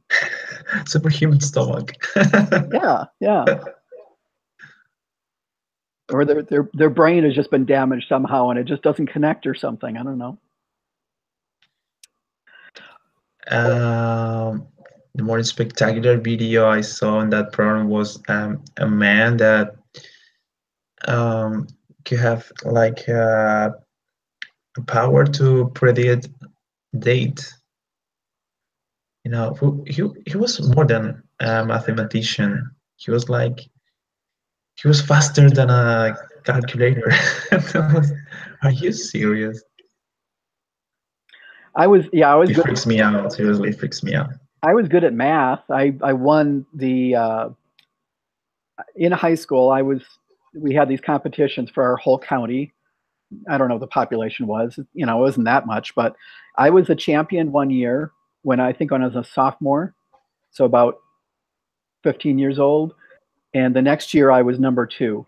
Um, and the thing was, when I was a sophomore and when I won that year, what I would do every time on the bus on the way to the competition, I would ask the Mhm. people that were a year older than me to teach me all their math from like the last three. So seriously, like in a half hour drive, I would like learn all the math I'd had for 3 months, and I'd win the competition. And I did that. Yes. I did that 4 times. Wow. It's like You okay, know, so I learned about an entire year of math in about 4 half-hour sessions, basically. wow. Honestly, I suck at numbers.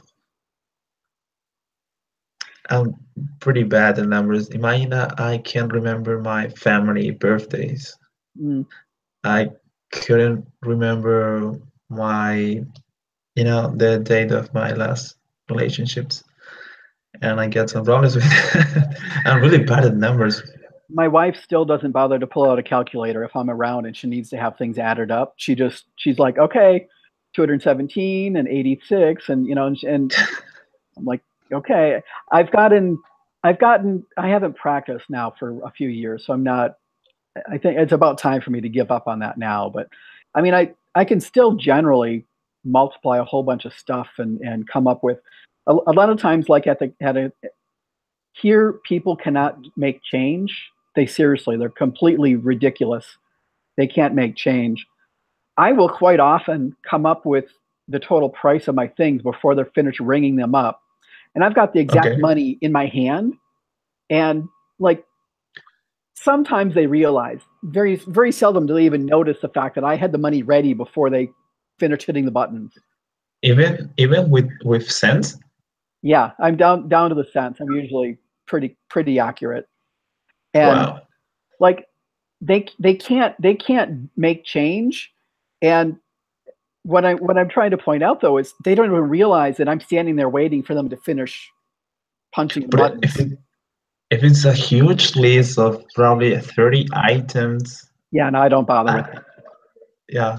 I'll get that for that kind of thing. But I'll if get a it's rough three idea. But items, if I three got or five four items, items, okay. if I got five Yeah, items, usually I've got yeah, it. 5 items, okay. Yeah, I can even me. I mean, I can handle 5 items in the supermarket. Okay, it's gonna be this amount.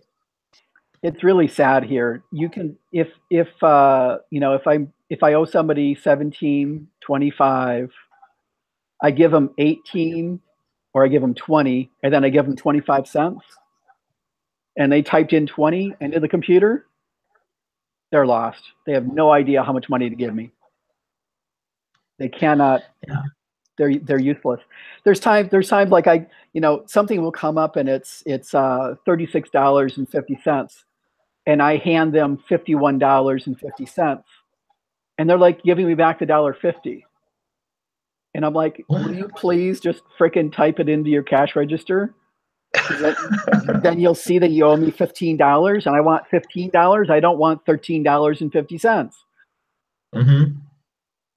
Oh my Clueless, God. just completely lost. They have seriously Yes.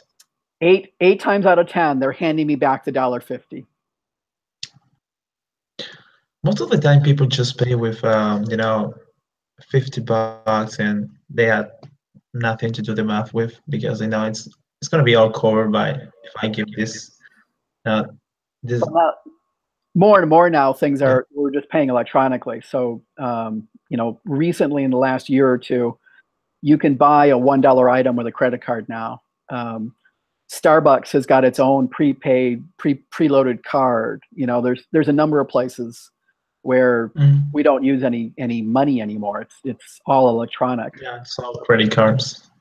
Credit cards or stored value cards. We got a transportation card that's a stored value card, and Mm-hmm. you can buy coffee at some places using that thing as well. And then you And charge it. well, you put $100 onto the card, and it keeps track. So It as you only purchase accepts it, $100. It no, only accepts one, you can put or more it on could it. be less. You're preloading it though. It's a preloaded card. It's not a credit card. Okay. Yeah. And we got that for transportation, and Starbucks has got them. Both. Those are the two cards that I've got that are preloaded. So Because when I was in Chile, there was also the same a recharge card in which you can use to travel all around Chile, but you could you could charge your car with $2 at least. mm, So yeah, you don't need to put $100. I was shocked. I didn't realize. I ate at Subway, the Subway restaurant, for the first time in a long while, and I actually ate there like a whole bunch in 2 weeks. They don't they don't accept anything but cash. It's really strange. It's one of What the did you do? only. Well, I had to actually go withdraw more cash than I normally do because I didn't have any cash in my wallet. Huh? There's very few places I use cash anymore. Mm. So Do you think in the future we're not gonna use cash anymore?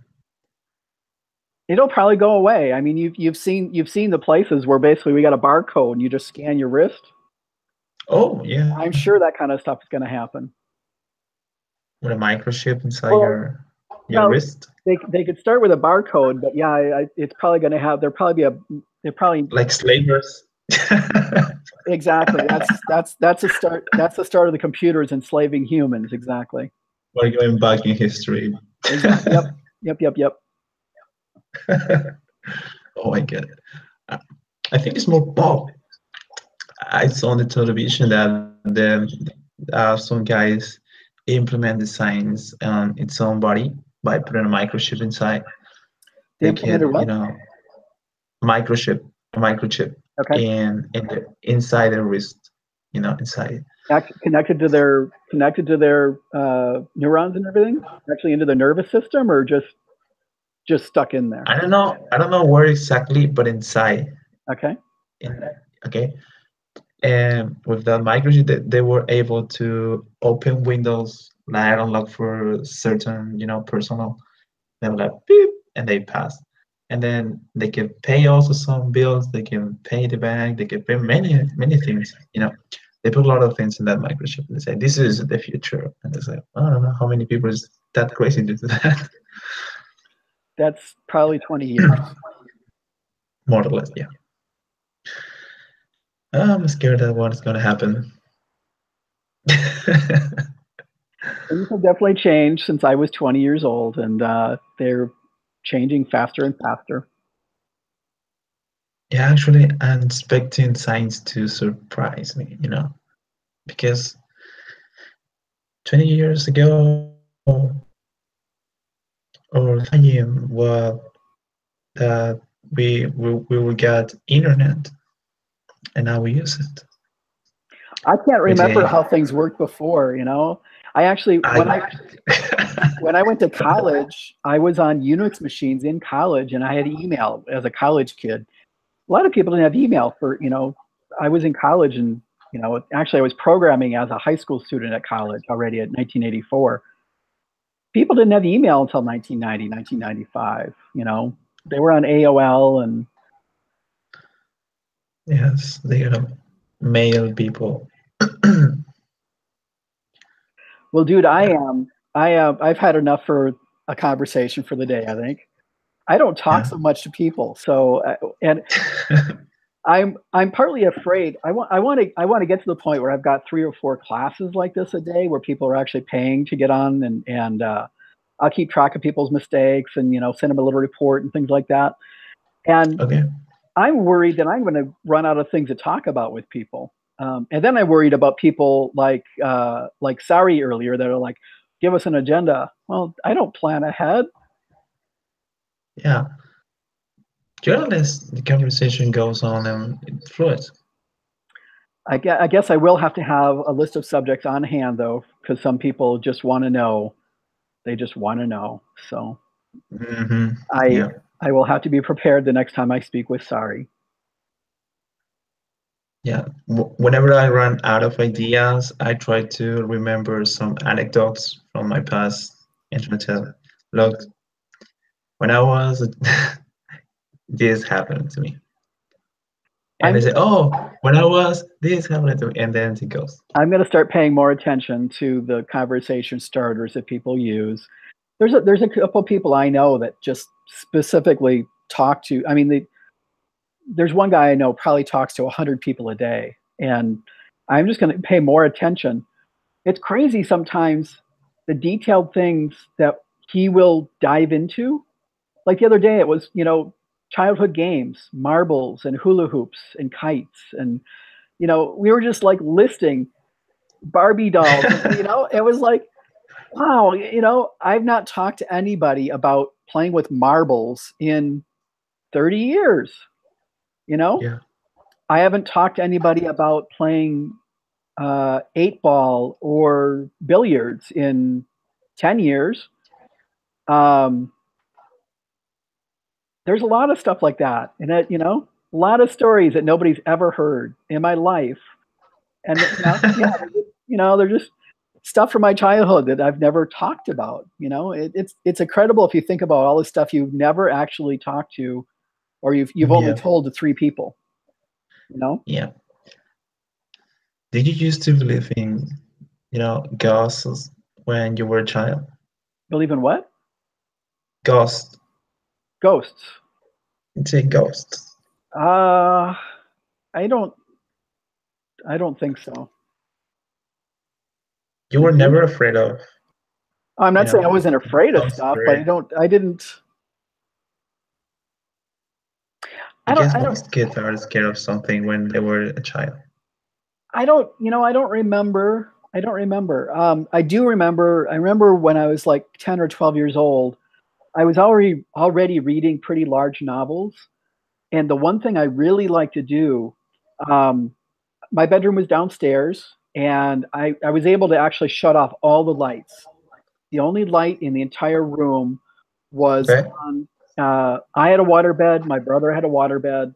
So the only light that I could see was the light that was on the temperature control of my waterbed, and I would set that so it would fall off the side of my bed, and then I had a light that was behind me. So there was a light that would shine like this over the top of my head onto my book. So Uh-huh. and I read a lot of science fiction. So the only thing in the world that I could see were the words on the page, and I was reading Was about a book. other worlds. So like this world disappeared, and the only thing that existed was the words I was reading off the page.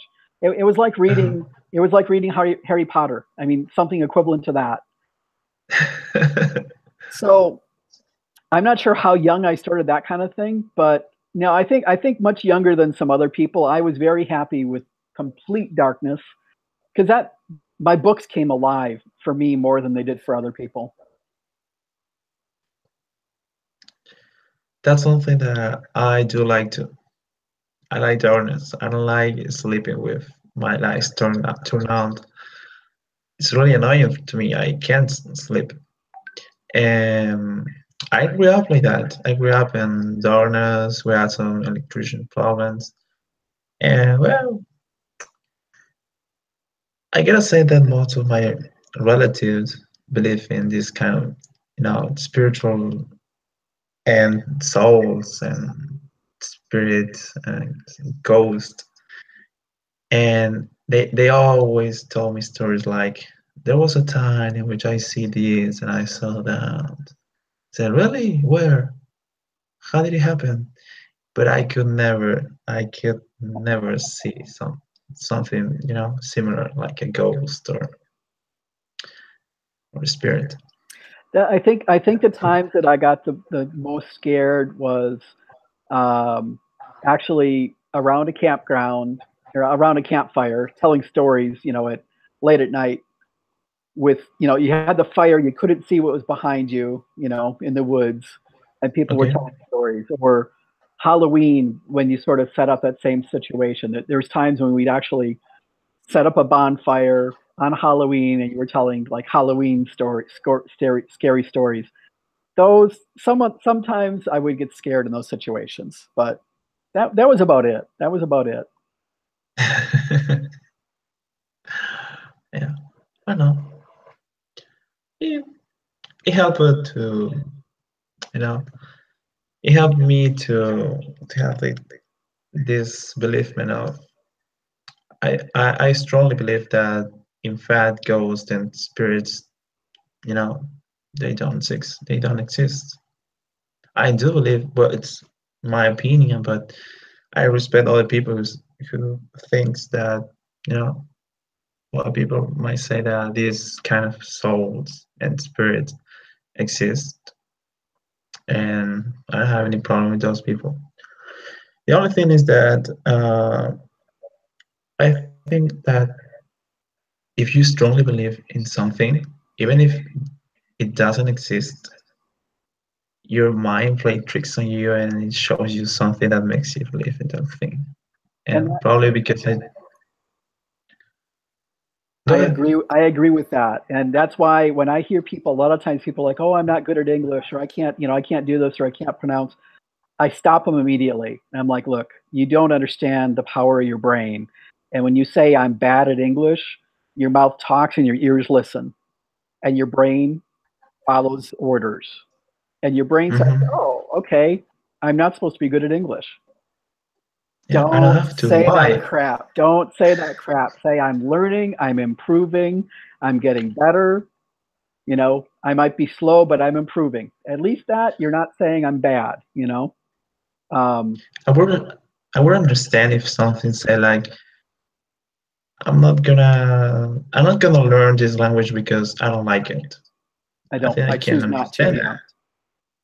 But I can understand that someone said no because it's way too difficult for me. And that's, come on, give it a try. Well, and see, you've experienced, though, you absorbed a bit of Japanese from books with Yeah. no language you could understand. And I don't, in my world, I haven't done that. Okay. I have not done that really. I learned a bit Okay. of Bahasa here. I learned more of it. Well, actually, I sort of did. I guess I sort of did. I probably learned more Bahasa from watching TV programs like, on TV and seeing the Bahasa subtitles. That's probably But where has I the learned. subtitles in English? Um, they would have subtitles. Sometimes I'd have subtitles in English. Sometimes it'd be subtitles in Bahasa. It's very Okay. it's very common to have an American program here with subtitles in Bahasa Malaysia. I was wondering, why do the news in Bahasa would need also subtitles in the same language? Isn't it? There's a good portion of the population that is Chinese, and they Okay. tend to be the worst at Bahasa. They have to study it to graduate from school, um, but they're more likely to speak it and not read it so much. So they are going to want English subtitles for Bahasa programs. And Okay, I then understand. the reverse is true. There's a lot of Indian and Chinese programs, and the first language they tend to give subtitles in is Bahasa. English will tend to be the second language that they create subtitles for. Uh, Oh, I see. so, and that's just the way a lot of the programs. And then now that we've got, little smart cable TV boxes, now we can Mhm. choose which language. Sometimes you got a choice of three languages for subtitles. So, Oh. we didn't have that option 5 years ago. Well, now you have it. It's pretty cool. But now I don't want to hear any other. I don't want to hear Bahasa. I don't even want to hear it on commercials. So I don't watch TV. Also, you're not interested in learning Bahasa, It do bothers me. you? I don't like the language. Okay, okay. I understand that. No, and yeah, it for a while there, I had a lot of trouble because I would watch programs in English, and even in English, they'd put on Bahasa commercials. And some of Mhm. them, there was a little introduction music, and I knew it was coming, and I could click a button and mute it. And there's other ones that started immediately with Bahasa. I mean, the first second of it was Bahasa, and because of that, I turned the TV on less and less, and I don't turn the TV on anymore. I will go Oh my watch God. something. I'll go watch YouTube. So, how could you live in a country that only speaks Bahasa? I don't know. You go out of the street and all you hear is going to be Bahasa, right? No, there's plenty of places that they speak English or Chinese, or there's 8 or 10 Indian dialects, 8 or 10 Chinese dialects. If you go to the right places, you could live your life speaking Mandarin or Cantonese or Hindi or Tamil. There's a number of languages. The signs are going to be in Okay. Bahasa, but like I can go to Starbucks and yeah, they speak some Bahasa there, but I do all my ordering in English. Okay, okay. There are some Now I smaller know. places.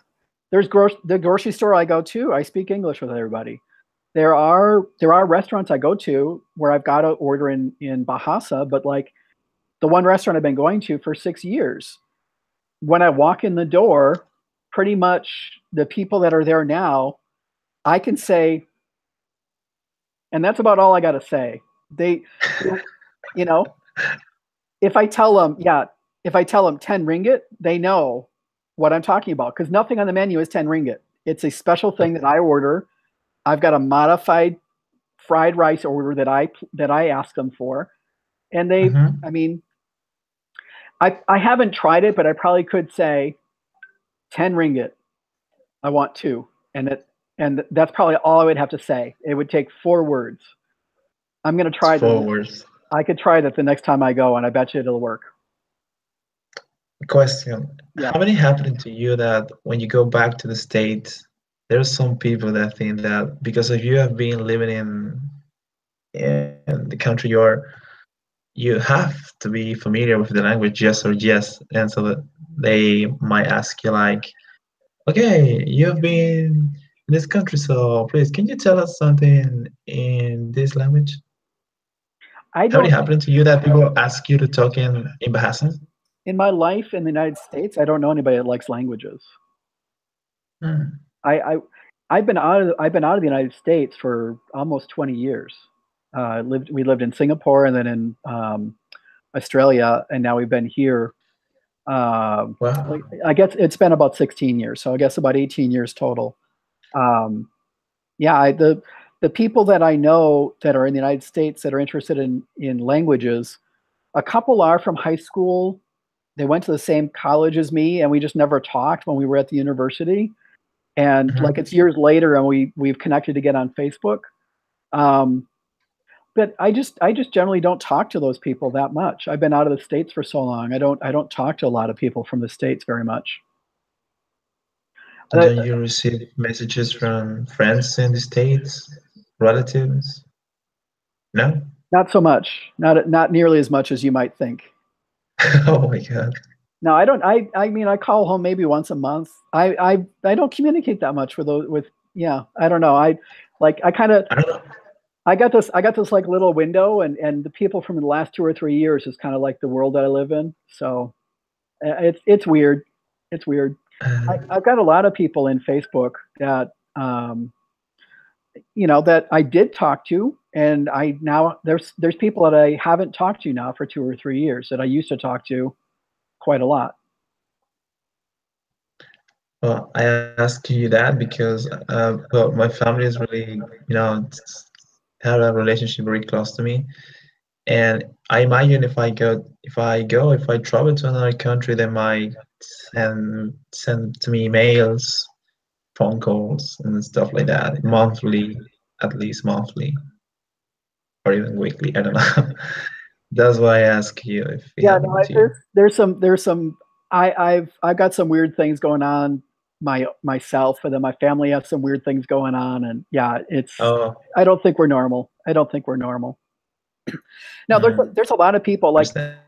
somebody was asking me about changing countries yesterday, and I forget who I was talking to, and I'm like, just from the way you ask your question, I get the idea that you probably would never go live in another country. And she's like, no, I don't think I will.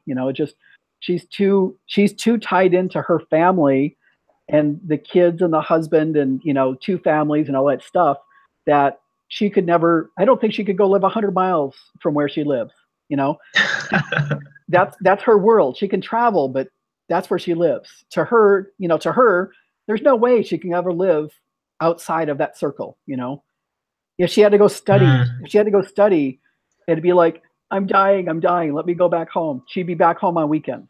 Oh no, that's ridiculous. So you might be a little bit not as tight as that, but I understand for a lot of people. Yeah, I mean it's for a lot of people to live away from home for a year is a pretty hard idea. And to me, I'm like, I'd like to go live in another 10 countries. So Why not? for the exact reason a lot of people can't move more than 100 miles away from home. There's no way they're living in another country for a year. Oh God, if I had the money, oh my God, I would travel the world definitely and live 1 year per country. Well, not in Syria right now. There's some places to avoid. Yemen's another one to avoid right now. Yeah. Yep. There's still parts of apparently, like I don't know where I saw this recently, but apparently there's a portion of Georgia which is now not part of Russia anymore. There's a part of Uh-huh. Georgia where Russia is still kind of fighting with them within their own borders. They're Um, bombing that part. I'm not sure what's going on, and I'm not sure if that was 3-year-old news that I saw, but yeah, I mean, there was a small area within Georgia where Russia was actively fighting with them at one point recently. Well, I don't know. I would like to travel to countries in which I can speak with other people. I wouldn't go to China or I wouldn't go to, I've been you to know, I've been to a number of places where I couldn't speak the language at all, and the first couple times it really bothered me. Um, the last the last couple times, I think I've gotten better at being interested in people trying to speak English. Where mhm. years ago I was like, if people are going to speak English, I wanted them to speak well, and I was pretty bothered by some people not speaking English well. Um, Uh-huh. I'm a lot better at helping people communicate with me in English than I used to be. Much better at it. So now But if I, these people that couldn't speak English properly, as you said, was because they did it on purpose, or because of the accent, or because of they they weren't very good at speaking. Just uh, they just couldn't handle for a the lot of them, pronunciation. for a lot of them, it was because they were Singaporean or because they were Malaysian or because they were from Thailand. Because yeah, because their natural accent, I believe. Well, Thailand people don't speak. They speak less English in Thailand than they do in a lot of other countries. They speak less English in Vietnam than they do in a lot of other countries. So if you go to those two countries, English is not as common. Malaysia, English is pretty common, but the way they speak English is different. It's not nearly, they don't pronounce nearly as bad as they do from India. Okay, but Okay. they don't they don't they don't pronounce in a nice, clear international way. So it can be challenging to adjust to how they speak. And The, yeah, sorry, there was a part at the beginning of the video call in which sorry we're talking, and I seriously couldn't got any coherence with what her was saying, yeah. and I was like, what did he say? And then you understand everything. I said, really? You understood what she said? And Well, I've been around. I know the accent, and it's. I mean, the way they speak. She is of the Malay race. mhm. She's in Indonesia, and the way they speak is it's a combination between English and Bahasa. It is. So Oh, the accent she is kind spoke of a Bahasa. combination. She spoke Bahasa at the beginning. That's why I couldn't understand it. Oh, because Oh, I thought it was all English. all English. It was all English. It was all in English. Her pronunciation would is kind of a combination of Bahasa with English. That's the way they pronounce Oh, it. Um, okay. there's times when they will do like you've only done it once in this conversation where you basically said a Spanish word kind of in an English way, and it was actually the Mm-hmm. wrong word, right? Yeah. They will tend to do that more often. They will tend to um, quite often, quite often, they will say things with Bahasa grammar. They will say things with Bahasa words. They will leave out the articles because they don't have articles in their language.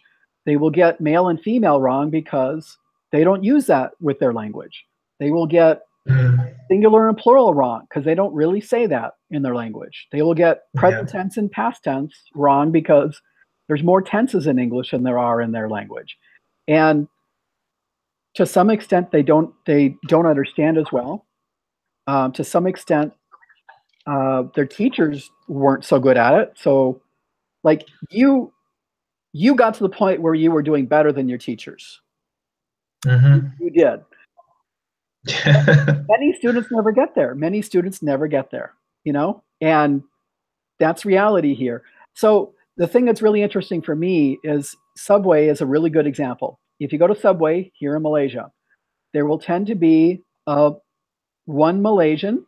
Often it's a woman, and she's like Okay. supervisor or manager for the store. And the rest of the crew will be from Nepal. They sound Nepal. they sound funny, but they understand American English. Nice. Malaysians do not. I'm imagining how do they sound. So I I've had a few conversations where, like, one time I was like, okay, there's this deal. I'm supposed to get these things, and the Malaysian stood there and looked at me, and I repeated it. And the third time I said it, two or three of the Nepalese guys started laughing because they understood me.